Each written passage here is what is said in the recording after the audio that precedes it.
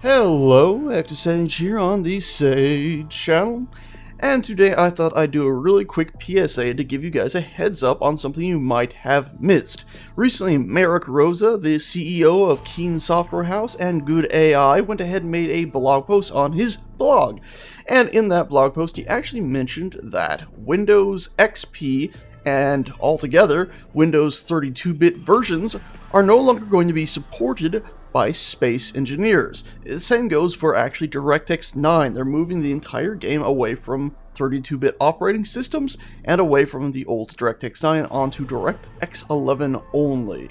I should probably also state that these changes are scheduled to happen by the end of March. No exact date given. Now, some of you might ask why, and it's really quite simple. They're basically having to develop the game in two separate ways. In fact, if you load up the 32-bit version of Space Engineers, you might even find that a certain amount of things don't work in the game. That's because some things actually require 64-bit operating system to work properly, like these huge worlds that just are not physically possible on a 32-bit machine. Also, the reason they're abandoning DirectX 9 is because they've changed their art flow. You might have known recently, or semi-recently, in the last half a year or so, they've moved on to a DirectX 11 PBR-based rendering system, which is physically based rendering, which is fairly different, honestly, than the old way of rendering objects, which means if they were to support DirectX 9 and DirectX 11, they would often have to do art for both things.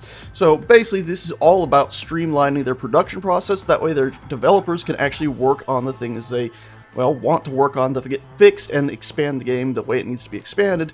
Basically streamlining their whole process so they actually get things done. So they're no longer having to code for 32-bit and develop two texture sets for DirectX 9. 32-bit, of course, would require them to do some double coding. Anyway, guys and gals, I just thought I'd give you all a heads up. Marek has said on his blog that this change should only affect about 0.15% of the entire player base, according to their Steam stats, I guess. So hopefully that should be, well, very few of you will be affected. I'm sorry if you are, but there's not much you can do. You can still play the older versions of the game by right-clicking on the game in your Steam library and going down over to the, I believe it is Properties button. Then go ahead and click on the beta tab, and then going ahead and selecting one of the older versions there. But let's be honest, if you're doing that, you probably have a machine that's around 6 years old, so it probably finds itself with a little bit of trouble playing Space Engineers anyway.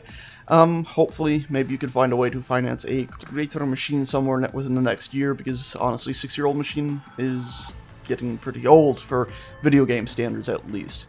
And I guess since I'm here, I should also state that the source code has indeed been updated on the GitHub. So, modders who code, there you go, it's been updated. Anyway guys, once again, just thought I'd give you all a heads up. Thanks a bunch for listening. There's a link down in the description below if you'd like to go ahead and read through Marek's blog post on your own time. And yeah, that's it. Talk to you guys later. Ta-ta!